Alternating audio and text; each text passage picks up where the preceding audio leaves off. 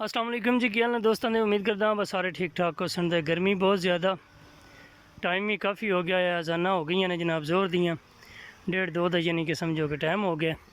तो जनाब मोटर चलदियाँ ने पईयां दो, एक तुहाडे सामने तो एक भरा चलती है भी दूर। हुण मैं तुहानूं नहीं विखानी, मैं उत्ते जाना नहीं क्योंकि मैंने कम काज बतेरे ने। यह जनाब चेक करो, इत्थे लानी है मुंजी, इं लगता जिवें अगे मुंजी लगी है। ये मुंजी नहीं है, लिहाजा गाह है, इन जरा गौर नाल तक लो। तो आ पानी जनाब सुकदा कोई नहीं पिया, तो उत्तों मैं और पानी ला धरिया है। मैं आख्या चल भाई एक बारी ना यशी लुट पिया। ट्रैक्टर वाले जिन भी विखाया उस आख्या भाई इंज करो, सुकाओ तो सुका के न दोहर लवाओ। तरीका कार भी यही होंदा गदाल करवाने का। मैं दोहर लवा के तो उत्तों फिर पानी पा के तो फिर ट्रैक्टर वाला जोड़ा नहीं सी सुहागा कर देंदा या दोहर सुहागा कर देंदा, तो वह हो जाता गदाल।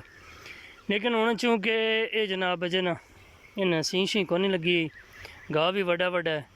तो मैं जनाब ट्रैक्टर वाले की तरला किया, मैं क्या जोड़ा कोई खर्चा होंदा ना, जो कुछ मामलात बनते हैं वो कर एक बार साना गदाल कर दिया। ट्रैक्टर आके खलोता है, पानी थोड़ा जिहा थोड़ा है, यानी कि घट है उस तो जिन्ना को उसनूं चाहिए।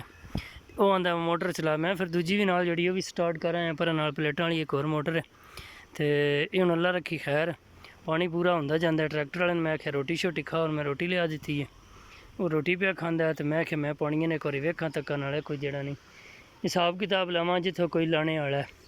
तो लिहाजा मैं दूजी मोटर का पानी शानी बन आंदा है। हुण गल अगली है वह पानी थोड़ा जिहा सीधा होंदा जावे तो ट्रैक्टर आसान कर देवे गदाल।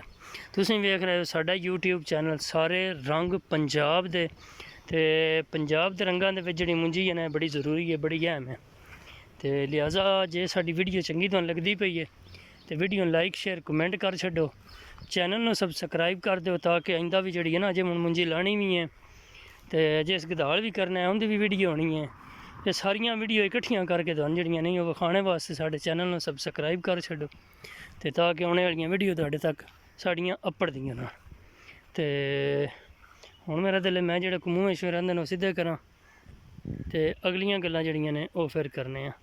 हुण मोबाइल दी जिहड़ी ना हाय की तुहानूं दस्सां, मैमरी भी फुल हो गई है। चलो फिर मिलने नवीं वीडियो के नाल इंशाअल्लाह। इजाज़त दो, अल्लाह हाफिज़, अल्लाह निगहबान।